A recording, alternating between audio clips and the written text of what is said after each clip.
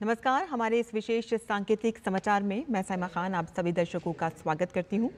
मेरे साथ है मेरी सहयोगी मनीषा, जो अगले आधे घंटे में आपको सांकेतिक भाषा में समाचार समझाएंगी। शुरुआत करते हैं हेडलाइंस से। तीसरे चरण के चुनाव प्रचार ने पकड़ा जोर। प्रधानमंत्री नरेंद्र मोदी की गुजरात के बनासकांठा और साबरकांठा में चुनावी जनसभाएं। अमित शाह छत्तीसगढ़, कर्नाटक और तेलंगाना में संभाल रहे हैं कमान। विपक्ष ने भी चुनाव प्रचार में झोंकी ताकत। सपा प्रमुख अखिलेश यादव मैनपुरी में, तो कांग्रेस महासचिव प्रियंका गांधी की असम के धुबरी में रैली। भाजपा प्रत्याशी मनोज तिवारी, मेनका गांधी और सपा उम्मीदवार धर्मेंद्र यादव सहित कई नेताओं का नामांकन।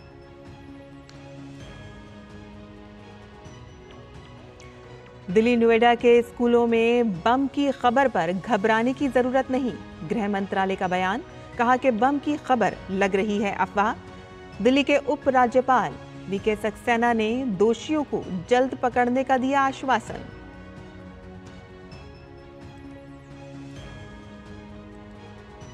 जीएसटी कलेक्शन ने बनाया रिकॉर्ड। अप्रैल 2024 में 2,10,000 करोड़ का जीएसटी कलेक्शन पहली बार 2 लाख करोड़ के आंकड़े के पार पहुंचा।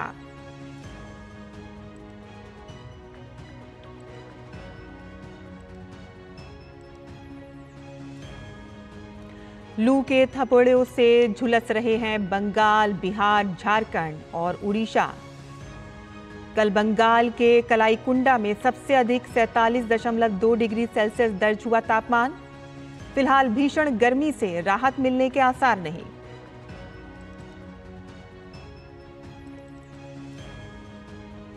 अंतर्राष्ट्रीय श्रमिक दिवस आज। मजदूरों की मेहनत को नमन करने के लिए देश दुनिया में मनाया जाता है ये दिन। विश्व भर में कई कार्यक्रमों का आयोजन।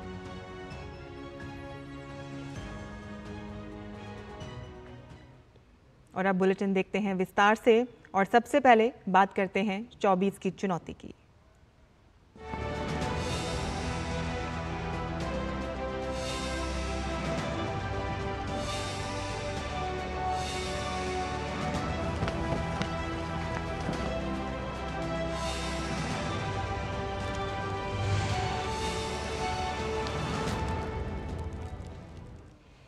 लोकसभा चुनाव 2024 को लेकर प्रधानमंत्री नरेंद्र मोदी आज से गुजरात में चुनाव प्रचार का श्री गणेश कर रहे हैं। पीएम आज राज्य के स्थापना दिवस के अवसर पर चुनावी सभा कर रहे हैं। अपने गृह राज्य के 2 दिनों के दौरे में वे 6 चुनावी सभाओं को संबोधित करेंगे। 2 दिनों में प्रधानमंत्री गुजरात की 26 में से 14 लोकसभा सीटों को कवर करेंगे। गुजरात विधानसभा की 5 सीटों पर हो रहे उपचुनाव में से 3 सीटों को भी कवर करेंगे। पीएम की पहली सभा बनासकांठा में है। इस जनसभा में बनासकांठा और पाटन सीट के पार्टी प्रत्याशी भी मौजूद रहेंगे। दूसरी जनसभा शाम में साबरकांठा में होगी। इस सभा के दौरान साबरकांठा, मेहसाणा लोकसभा सीट और बीजापुर विधानसभा सीट के प्रत्याशी मौजूद रहेंगे। छत्तीसगढ़ के कोबरा में एक जनसभा को संबोधित करते हुए केंद्रीय गृह मंत्री अमित शाह ने कांग्रेस पर जमकर हमला बोला। उन्होंने पूर्व की भूपेश बघेल सरकार पर नक्सलवाद को बढ़ावा देने का आरोप लगाया और कहा कि हमारी सरकार ने केवल 4 महीनों में 95 नक्सलियों को मार गिराया। भूपेश कक्का की सरकार थी, नक्सलवाद को बढ़ावा देते रहे। हमारे विष्णुदेव जी की सरकार बनी, हमारे उप मुख्यमंत्री गृह मंत्री विजय जी बैठे, 4 ही महीने में 95 लोगों को ढेर करने का काम कर दिया। 350 लोग अरेस्ट हुए, कई सरेंडर हुए। मोदी जी ने झारखंड, बिहार, उड़ीसा, तेलंगाना, आंध्र, महाराष्ट्र, मध्य प्रदेश, उससे नक्सलवाद को 5 साल में समाप्त किया है। छत्तीसगढ़ छूट गया था। मोदी जी को तीसरी बार प्रधानमंत्री बनाओ, 2 साल में नक्सलवाद को मूल समेत उखाड़ कर हम फेंक देंगे। और भाजपा नेता और केंद्रीय मंत्री अनुराग सिंह ठाकुर ने कहा कि वोट जिहाद करने वालों को उत्तर प्रदेश की जनता सबक सिखाएगी। आज बस्ती से भाजपा प्रत्याशी हरीश द्विवेदी के नामांकन के बाद दूरदर्शन के साथ बातचीत में उन्होंने कहा कि विपक्ष चाहे जितना भ्रम फैला ले, जनता सब जानती है। उन्होंने कहा कि वोटों के तुष्टीकरण की नीति नहीं चलेगी। उन्होंने कहा कि जनता जानती है कि जो राम को लाए हैं उनको जनता लाएगी। कोई वोट जिहाद की बात करता तो मैं उनको यही कहूंगा, जिहाद नहीं चलेगा, फरमान फतवा नहीं चलेगा। लोकतंत्र में वोट की ताकत से फिर एक बार नरेंद्र मोदी जी की सरकार बनेगी। और लोग जो तुष्टीकरण की राजनीति करते हैं उनको जनता ने पहले भी सबक सिखाया है। मोदी जी के राज में सबने विकास का स्वाद चखा है। विकास के साथ नरेंद्र मोदी जी के साथ देश की जनता खड़ी है। ये फरमान वाले फतवे वालों को कोई नहीं सुनेगा। जनता विकास को वोट देगी। भाजपा नेता अनुराग ठाकुर ने कप्तानगंज में जनसभा को संबोधित करते हुए कहा कि विपक्ष मुस्लिम वर्ग के लोगों को डराने की कोशिश कर रहा है। उन्होंने सबका साथ सबका विकास की बात करते हुए मोदी सरकार द्वारा किए जा रहे कार्यों की सराहना की। मुसलमान समुदाय के वोटर को डराने का प्रयास आज विपक्ष के नेता करते हैं। अरे अगर हमने ट्रिपल तलाक से निजात दिलाई तो उन बहनों को मदद मिली जिनको सड़कों पर छोड़ दिया जाता था। लेकिन अगर दूसरी ओर नरेंद्र मोदी की सरकार ने सबका साथ सबका विकास इसी मूल मंत्र के साथ काम किया, 4 करोड़ पक्के मकान बनाए, 12 करोड़ शौचालय दिए, 13 करोड़ घरों को नल से जल दिया, 10 करोड़ बहनों को रसोई गैस का सिलेंडर उज्ज्वला योजना में दिया, 60 करोड़ लोगों को मुफ्त में इलाज, तो 80 करोड़ लोगों को मुफ्त में अनाज देने का काम मोदी सरकार ने किया है। प्रसिद्ध टीवी अभिनेत्री रूपाली गांगुली आज भारतीय जनता पार्टी में शामिल हो गई हैं। दूरदर्शन संवाददाता शैलेंद्र मिश्रा ने रूपाली गांगुली से खास बातचीत की है। देश और दुनिया में मशहूर अभिनेत्री रूपाली गांगुली, जिनके अनुपमा सीरियल बहुत मशहूर है, आज उन्होंने भाजपा में शामिल होने का फैसला किया। उनसे बातचीत करते हैं। बहुत बहुत स्वागत है आपका। क्या वजह रही कि आप भारतीय जनता पार्टी में आए? वजह तो सभी की एक ही होती है कि किसी तरह से हमारे माननीय प्रधानमंत्री श्री मोदी जी की सेना में शामिल हुआ जाए। तो मैं चाहती हूँ कि मैं भी यहाँ पर एक बहुत ही काबिल कार्यकर्ता बनूँ और जिस पर बीजेपी को गर्व हो कि उन्होंने मुझे अपनी पार्टी में शामिल किया। महिला अधिकारों पर बहुत बात होती है और जब चुनाव होता है तो ये चर्चा भी होती है कि महिलाएं किसके साथ हैं। वो एक हम देखें कि बहुत मोदी सरकारें दावा करती रही कि 10 सालों में बहुत बदलाव आया। आप क्या मानती हैं इस बारे में? मैं मानती नहीं हूँ, मैं विश्वास करती हूँ कि बहुत बदलाव आया है। विमेन एम्पावरमेंट की तो खैर हमने पॉलिसीज़ पढ़ी ही हैं जो सब हुई हैं, चाहे ट्रिपल तलाक हो, चाहे वो सुकन्या समृद्धि हो, काफ़ी सारी पॉलिसीज़ आई हैं महिलाओं के लिए, बच्चियों के लिए। क्या भूमिका देखती हैं आप बीजेपी में, और क्या बीजेपी अगर चुनावी राजनीति में भविष्य में आपको आगे बढ़ाना चाहती है तो क्या आप तैयार हैं? क्या किस तरह की भूमिका देख रही हैं आप? अभी तो ये सब स्पेकुलेशन है, ये सब मुझे सीखना है, मुझे बहुत कुछ सीखना है। मैं एक आर्टिस्ट हूँ। मैं पॉलिटिक्स बोलकर मैंने बीजेपी नहीं ज्वाइन किया है। For me it is idealistic. तो मैं चाहती हूँ कि मैं यहाँ पर सीखूँ, थोड़ा थोड़ा कर तिनका तिनका कर सीखूँ। डीडी से बात करके बहुत बहुत धन्यवाद। रूपाली गांगुली शामिल हुई आज बीजेपी में, अनुपमा के नाम से मशहूर हैं, टीवी सीरियल की मशहूर अभिनेत्री हैं। कैमरामैन विश्वबंधु के साथ शैलेंद्र मिश्रा, डीडी न्यूज, दिल्ली। और दिल्ली में उत्तर पूर्वी दिल्ली से भाजपा के लोकसभा उम्मीदवार मनोज तिवारी ने नामांकन दाखिल किया। नामांकन के दौरान उनके साथ केंद्रीय रक्षा मंत्री राजनाथ सिंह, भाजपा प्रदेश अध्यक्ष वीरेंद्र सचदेवा और भाजपा नेता ओम प्रकाश धनखड़ उपस्थित रहे। नामांकन दाखिल करने से पहले बीजेपी के वरिष्ठ नेता राजनाथ सिंह के साथ भव्य रोड शो किया।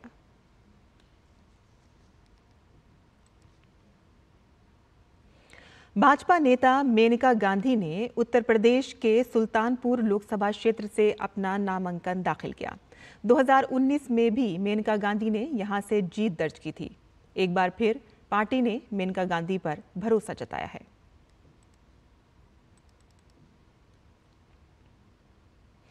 कांग्रेस पार्टी के संपत्ति के पुनर्वितरण और विरासत कर के विचार के खिलाफ विभिन्न शिक्षण संस्थानों के छात्रों ने आज नई दिल्ली में एक मार्च निकाला। यूथ फॉर विकसित भारत के बैनर तले 700 से अधिक छात्र इस शांतिपूर्ण मार्च में शामिल हुए। 24 अकबर रोड स्थित कांग्रेस मुख्यालय के समीप इन छात्रों ने प्रदर्शन भी किया।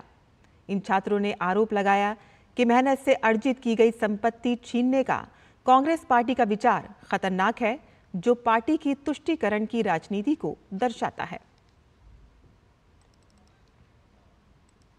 हमेशा बहुसंख्यक के खिलाफ राजनीति जो करती है, सिर्फ और सिर्फ अपनी राजनीति बचाने के लिए तुष्टीकरण की जो राजनीति हो रही है, उसके लिए कांग्रेस हमेशा सामने आई और वही ये इनहेरिटेंस टैक्स में दिख भी रहा है। जब ये टैक्स 1953 में लाया गया था और इन्हीं के सरकार द्वारा हटाया गया 1984-85 में, तो आज उस टैक्स को दोबारा लाने की भी बात क्यों हो रही है? इन्होंने कह दी थी साहब, पित्रोड़ा साहब का बयान के साथ हम समर्थन नहीं देते हैं, लेकिन वो बात भी तो कहीं से उठी होगी ना, इनकी इंटरनल बात, तो उसे बात को उठाया ही क्यों जा रहा है? कांग्रेस इनहेरिटेंस टैक्स लाना चाह रही है, अपने मैनिफेस्टो में डाल रही है कि मिडिल क्लास का वेल्थ है कि 50% पब्लिक डोमेन में रख दे। हम लोग उसके अगेंस्ट प्रोटेस्ट कर रहे हैं, क्योंकि हम नहीं चाहते कि कोई भी हमारा बाप दादाओं का मेहनत का पैसा कमाया हुआ किसी को लेके बांट दे, क्योंकि हमने मेहनत की है, हमारे बाप दादाओं ने मेहनत की, और जैसे मैं भी आगे चल के कुछ करूँगा तो अपने परिवार के लिए करूँगा। तो फिर अब कोई भी आएगा बोलेगा चलो अपना पैसा दे दो, इनमें बांट देते हैं, तो ये कहाँ के लिए सही है? We are the youth of India and हमें हमारे राइट्स का पूरा हक है कि हमारा जो वेल्थ है वो हमारा ही रहे। जो बात हुई है एसेट्स की, या वो ऑल एसेट्स है या फिर वो सिर्फ फाइनेंशियली एसेट्स जाएंगे। अगर वो ऑल एसेट्स है तो मतलब क्या वो गोल्ड, लैंड और जो है उसको भी कंसिडर करेंगे? इसका मतलब कि जो श्रीधन है हमारा, क्या वो उसको भी लेंगे अब? तो वी आर हियर कि हम यूथ है एंड हमारा ये राइट बनता है कि हम इसके लिए आवाज़ उठाएं। People who have worked so hard for their money their entire life, it's their hard-earned money, and it will be robbed from them. And to hide it, they will resort to options जहाँ पे वो बाहर domestic investments खत्म हो जाएंगे, capital flight शुरू हो जाएगा, इंडिया में लोग इन्वेस्ट करना बंद कर देंगे, which in turn will result into foreign investments जो इंडिया में आनी बंद हो जाएंगी, एम्प्लॉयमेंट अपॉर्चुनिटीज़ करप्ट हो जाएंगे। हमारे यूथ क्यों कमाएंगे, क्यों रहेंगे इंडिया में? अगर हमारा पैसा हम जितने मेहनत करके कमाएंगे, हमारा पैसा जब सबको बांट दिया जाएगा तो हम क्यों रहेंगे इंडिया में? हम तो बाहर जाएंगे, हम यहाँ हमें रह के कोई फ़ायदा तो है नहीं। तो इससे ब्रेन ड्रेन का भी चांस बढ़ेगा और हमारे बिजनेसमैन यहाँ बिजनेस क्यों सेट करेंगे? सब अपने पैसे कमाने के लिए करते हैं, तो सब बाहर जाएंगे और इससे हमारे फिर से वही जो 2014 से पहले हाल था हमारे इंडिया का, वही फिर से हो जाएगा। और मजदूर दिवस के मौके पर कांग्रेस ने भाजपा सरकार पर श्रमिकों के साथ अन्याय करने का आरोप लगाया है। कांग्रेस नेता जयराम रमेश ने प्रेस कॉन्फ्रेंस में कहा कि आज अंतर्राष्ट्रीय श्रमिक दिवस है और इसीलिए मैं श्रमिक न्याय की 5 गारंटी बताना चाहता हूं जो हमने अपने न्याय पत्र में दी है। श्रमिक न्याय को लेकर हमारे 5 गारंटियां ये हैं। पहला गारंटी ये है 400 रुपये कम से कम दैनिक मजदूरी मनरेगा में भी। दूसरा गारंटी है श्रमिकों के लिए 25 लाख का हेल्थ कवर होगा। तीसरी गारंटी ये है शहरी रोजगार गारंटी कानून हम बनाएंगे। चौथा गारंटी ये है सामाजिक सुरक्षा और 5वां गारंटी ये है सुरक्षित रोजगार। कांग्रेस नेता प्रियंका गांधी तीसरे चरण के चुनाव के प्रचार में जुटी हुई हैं। आज प्रियंका गांधी ने असम के धुबली में जनसभा को संबोधित किया और अपने पार्टी के प्रत्याशी को जिताने की अपील की। इस मौके पर प्रियंका गांधी ने कहा कि कांग्रेस जो भी वादा करती है वो पूरा करती है। यह आपको जिन प्रदेशों में कांग्रेस की सरकार है वहां देखने को मिल जाएगा। आप रेवंत रेड्डी से पूछेंगे कि रेवंत जी तेलंगाना में आप क्या कर रहे हैं, तो वो आपको सारे काम गिनाएंगे। वो कहेंगे कि जो कांग्रेस पार्टी ने गारंटी दी थी चुनाव से पहले उनको पूरा करने का काम कर रहा हूं। अगर आप आज कर्नाटका के सीएम से पूछेंगे कि आप क्या कर रहे हैं, तो कर्नाटका के सीएम आपको बताएंगे कि जो कांग्रेस ने गारंटी चुनाव से पहले दी उनको पूरा करने का काम कर रहे हैं। इसी तरह से जहां जहां कांग्रेस की सरकार है आप वहां के सीएम्स को देखिए और आपको पता चलेगा कि सेवा में सेवा के लिए समर्पित हैं। समाजवादी पार्टी प्रमुख अखिलेश यादव ने कहा कि आज दुनिया में मजदूर दिवस मनाया जा रहा है। अखिलेश यादव ने भाजपा पर तंज कसते हुए कहा कि उन्हें बेरोजगारी के बारे में सोचना चाहिए। आज दुनिया में लेबर डे मनाया जा रहा है। उन्हें सोचना चाहिए कि जिन नौजवानों को उन्होंने बेरोजगार रखा है, और जो लेबर ऑर्गेनाइजेशन की रिपोर्ट है वो ये कहती है कि भारत में 83% लोग बेरोजगार हैं। अगर भारत में 83% बेरोजगार हैं और किसान दुखी है, नौजवान के हाथ में नौकरी नहीं है। तो ये थी खबरें 24 की चुनौती से जुड़ी हुई।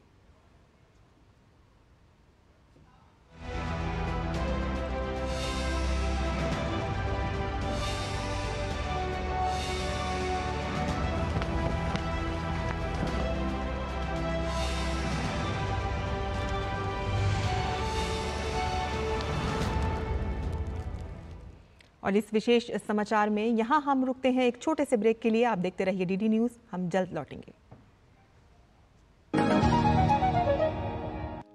आज हमारे देश की तरफ आंख उठाकर देखने का कोई साहस नहीं करता। पहले हम अपने देश में डरकर चलते थे, अब हमारे दुश्मन उनके देश में भी सेफ नहीं है। 10 सालों से देश सुरक्षित है। देश की सुरक्षा के साथ कोई कॉम्प्रोमाइज नहीं। ये है मोदी की गारंटी। और मोदी जी को वोटिंग, ये है हमारी भी गारंटी। कमल का बटन दबाएं, भाजपा को जिताएं। तुम्हें पता है इन्वेस्टर्स के लिए कि इन्वेस्टर प्रोटेक्शन फंड होता है IPF, लेकिन अगर तुम्हारा ट्रेड एक्सचेंज पर एग्जीक्यूट नहीं हुआ या फिर कोई गारंटीड रिटर्न्स वाली स्कीम्स है तो ये IPF आपकी मदद नहीं कर सकता है। और अगर आपका ब्रोकर ही डिफॉल्टर बन जाए तो फिर IPF आपको कॉम्पेंसेशन दिला सकता है। कहां से सीखा? NSE की साइट पर। सोच कर समझ कर इन्वेस्ट कर। और ब्रेक के बाद आपका फिर से स्वागत है। अंतर्राष्ट्रीय मजदूर दिवस हर साल 1 मई को मनाया जाता है। इस साल की अंतर्राष्ट्रीय मजदूर दिवस की थीम है ensuring workplace safety and health amidst climate change, यानी कि जलवायु परिवर्तन के बीच काम की जगह पर श्रमिकों के स्वास्थ्य और सुरक्षा को सुनिश्चित करना। देश के प्रधानमंत्री नरेंद्र मोदी ने अपने 10 वर्षों के कार्यकाल में कई बार देश के श्रमिकों को सम्मान देते हुए देखे गए हैं। साल 2019 में प्रयागराज में भव्य स्थल कुंभ का आयोजन किया गया। इस आयोजन के बाद पीएम मोदी ने सफाई कर्मचारियों के पांव धुले थे। पीएम का ऐसा करने का मकसद लोगों के मन में सफाई करने वाले कर्मचारियों के प्रति लोगों की सोच बदलने के तौर पर भी देखा गया था। दिसंबर 2021 में प्रधानमंत्री नरेंद्र मोदी ने काशी कॉरिडोर के निर्माण में लगे श्रमिकों का सम्मान किया था। उन्होंने कॉरिडोर का निर्माण करने वाले श्रमिकों के ऊपर फूल बरसाए थे और उनके साथ लंच भी किया था। और इसके बाद पीएम मोदी ने अलग से रखी गई कुर्सी को हटवाकर श्रमिकों के साथ जमीन पर बैठकर फोटो क्लिक करवाई थी। नए संसद के उद्घाटन पर भी पीएम मोदी ने 11 श्रमिकों को सम्मानित किया था। और इतना ही नहीं, सेंट्रल विस्टा प्रोजेक्ट के तहत कर्तव्य पथ का निर्माण करने वाले मजदूरों को पीएम मोदी ने 26 जनवरी के गणतंत्र दिवस समारोह में विशेष अतिथि के तौर पर भी बुलाया था। 22 जनवरी 2024 को उत्तर प्रदेश के अयोध्या में भव्य राम मंदिर का उद्घाटन किया गया था। इस मंदिर का निर्माण करने वाले श्रमिकों को पीएम मोदी ने सम्मान दिया था। उन्होंने मंदिर निर्माण में लगे श्रमिकों का सम्मान किया और उन पर फूलों की बारिश की थी।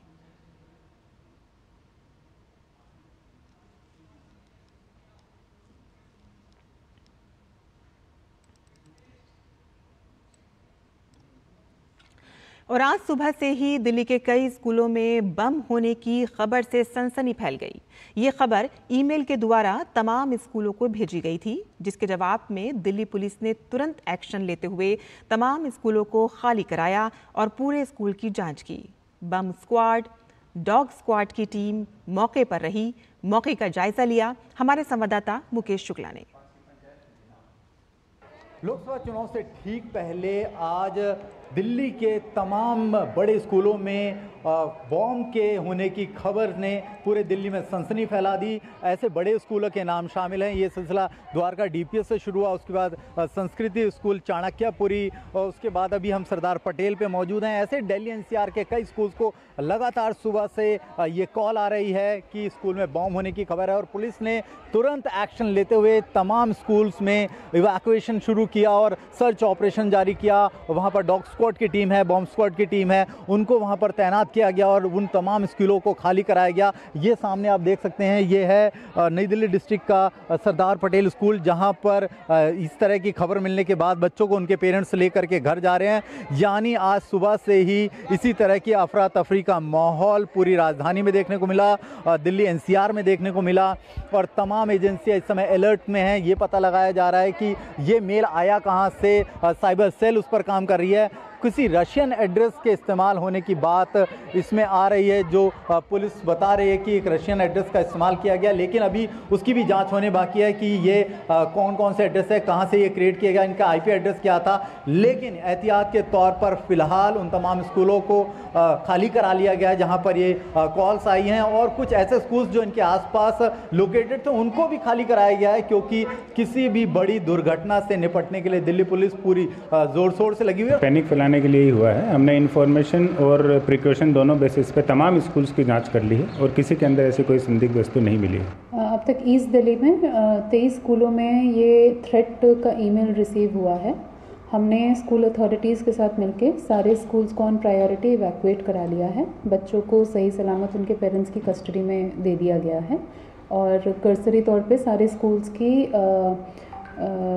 प्रीलिमिनरी जांच हो गई है, जिसमें कि कुछ भी संदिग्ध या चिंताजनक नहीं पाया गया है। कोई भी ऐसा बॉम्ब या ऐसी संदिग्ध वस्तु स्कूलों से बरामद नहीं हुई है। ये एक तरह का थ्रेटिंग था, क्योंकि इलेक्शन है पूरे देश में और राजधानी में 25 मई को वोट डाले जाएंगे। उससे पहले राजधानी का माहौल बिगाड़ने के उद्देश्य से या दिल्ली एनसीआर का माहौल बिगाड़ने के उद्देश्य से किसी एजेंसी ने इस काम को अंजाम दिया है। वो कौन सी एजेंसी है, कौन से लोग हैं, उस पर भी दिल्ली पुलिस काम करेगी और जल्द ही पर्दाफाश करेगी। Mukesh Shukla, DD news, Delhi. और आइए अब आपको सीधे लिए चलते हैं गुजरात के बनासकांठा, जहां प्रधानमंत्री नरेंद्र मोदी जनसभा को संबोधित कर रहे हैं। मैं जब भी यहां चुनाव में जाता था तो चुनाव के बाद क्या करूंगा तय करने में लग जाता था, और पहले 100 दिन में भाजपा सरकार क्या काम कर सकती है वो हमने दिखाया था। नर्मदा गेट से लेकर के सारे फैसले मैंने कर लिए थे, आपको याद होगा। ऐसे ही तीसरे कार्यकाल में गरीब कल्याण, किसान कल्याण और उनके लिए विकास के लिए नए निर्णय, नई गति, नया संकल्प लेकर के हम आने वाले हैं। और इसलिए आपको इस बार पहले से ही कहीं अधिक एकजुट होकर हर बूथ पर कमल खिलाना है। और मेरी गुजरात बीजेपी वालों से और गुजरात के मेरे भाई बहन से सिर्फ सबकी सब लोकसभा की सीटें जीत करके मैं संतुष्ट होने वालों में से नहीं हूं। इतना तो मेरा हक बनता है ना, आटलो तो मारो हक बने कि ना बने। અને એટલે ખાલી બધી સીટો જીતવી જેવું નહીં, આપણે તો બધા પોલિંગ બૂથ જીતવા છે। और इस पोलिंग बूथ जीतने की सफलता ही बनासकांठा से बहन रेखाबेन चौधरी और पाटन से भाई भरत सिंह डाभी वो विजयी होकर के दिल्ली आएंगे, आपके आशीर्वाद से आएंगे। और आप जब उनको एक वोट देंगे तो वोट उनको जाएगा इतना नहीं है, वो वोट सीधा सीधा मोदी को जाएगा। और जब वो वोट मोदी को जाएगा मतलब गारंटी पक्की हो जाएगी। भाइयों बहनों, मैं आज गुजरात के लोगों को सैल्यूट करूंगा। उन्होंने अपनी सूझबूझ से यहां कभी भी अस्थिर सरकार नहीं आने दी। आप किसी शॉर्ट टर्म प्रलोभन में नहीं पड़े। देश के कई राज्यों में राजनीतिक अस्थिरता ने उनका बहुत नुकसान किया है। राजनीतिक अस्थिरता ने उद्योगों को नहीं पनपने दिया। राजनीतिक अस्थिरता ने इन राज्यों को बड़े विजन के साथ काम नहीं करने दिया। आपने गुजरात को इन सब से बचा कर रखा है। इसलिए आपने एक बार कांग्रेस को गुजरात से हटाया तो फिर उसको पैर नहीं रखने दिया। साथियों, आज भी कांग्रेस के पास न मुद्दे हैं और न ही कोई विजन है और न ही उनके पास कोई काम करने का जज्बा है। आप याद कीजिए 2014 में जब मैं पहली बार लोकसभा के मैदान में आया तो 2014 में कांग्रेस के मुद्दे क्या थे? तब कांग्रेस ने यही चला, ये चाय वाला क्या करेगा, ये गुज्जू क्या करेगा, ये उसको गुजरात की समझ है, देश की क्या समझ है, ये दाल भात खाओ वाला क्या करेगा, यही चलता था। कांग्रेस की सभा में चाय की कितली लेकर के बेची जाती थी। देखो ये मोदी आया, ये मेरी मजाक उड़ाई जाती थी। लेकिन देश ने उनकी हरकतों को ऐसा जवाब दिया जो कभी 400 सीट लेकर के बैठते थे वो 40 पर आ गए। 2019 में जब दूसरा चुनाव आया उन्होंने कोई सबक नहीं लिया और क्या किया? 2019 के चुनाव में निकल पड़े, चौकीदार चोर है, याद है ना, चिल्लाते थे और कहते थे मोदी खून की दलाली करता है। और राफेल के छोटे छोटे खिलौने बना करके सभी सभाओं में घूमते थे राफेल लेकर के। मंच पर भी इस बार संविधान लेके घूम रहे हैं, उस समय राफेल लेके घूम रहे थे। एचएएल को लेकर के भांति भांति के झूठ फैलाए। जनता ने फिर एक बार उनकी स्थिति ऐसा पैदा कर दी कि वो अधिकृत रूप से विपक्ष भी नहीं बन पाए। इतना हाल उनका खराब कर दिया। साथियों, 2019 के बाद इन्होंने मोदी का अपमान करने का अभियान और तेज कर दिया। कांग्रेस के शहजादे ने गर्व के साथ पूरे मोदी समाज को, पूरे ओबीसी समाज को चोर कह दिया। मोदी क्योंकि गुजरात से है इसलिए पूरे देश में गुजरातियों के विरुद्ध नफरत फैलाने की एक भी मौका नहीं छोड़ा जा रहा है। ये नहीं रुके, इन्होंने मेरे माता पिता पर भी भला बुरा कहने में पीछे नहीं रहे। भाइयों और बहनों, अब 2024 में कांग्रेस और इंडी गठबंधन ऐसा झूठ लेकर के फिर से एक बार मैदान में आए हैं और उनकी जो इकोसिस्टम है वो भी उस झूठ को हवा दे रही है। संविधान दिखाते हैं, आरक्षण ले लेंगे इसका डर दिखाते हैं, पूरी तरह मनगढ़ंत गपबाजी, यही उनका काम है। कभी कहते हैं मोदी को कोई परिवार नहीं है, तो क्या परिवार वालों को भ्रष्टाचार करने का लाइसेंस मिल गया है क्या? कभी कहते हैं मोदी को जेल में डाल देंगे, कभी कहते हैं मोदी का सर फोड़ देंगे। ऐसी ऐसी बातें लेकर के वो चुनाव के मैदान में उतरे हैं। और देखिएगा इस बार भी ये पहले से कम सीटों में सिमट जाएंगे। साथियों, अभी चुनाव के 2 चरण पूरे हुए हैं। पहले चरण में इंडी गठबंधन पस्त पड़ा और दूसरे में ध्वस्त हो गया।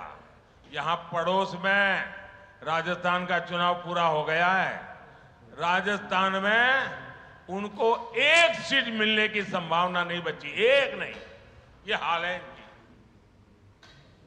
तो आप ये सीधा प्रसारण गुजरात के बनासकांठा से देख रहे थे, जहां गुजरात के स्थापना दिवस के अवसर पर प्रधानमंत्री ने वहां पर चुनाव सभाओं की शुरुआत कर दी है और वो जनता से अपील कर रहे हैं कि सभी एकजुट होकर बीजेपी को वोट दें। उन्होंने कहा कि जब से कांग्रेस सरकार वहां से गई है, दोबारा से वहां की जनता ने उनको वापस नहीं लेकर आए और इस बार भी जनता को यही करना है कि सबने मिलकर बीजेपी को ही वहां पर वोट देना है और प्रत्याशी चाहे जो भी हो, बस वोट उनका ये समझ लें कि मोदी को ही जा रहा है। तो आज के इस सांकेतिक समाचार में बस इतना ही। मुझे और मेरी सहयोगी मनीषा को अब अनुमति दें। नमस्कार।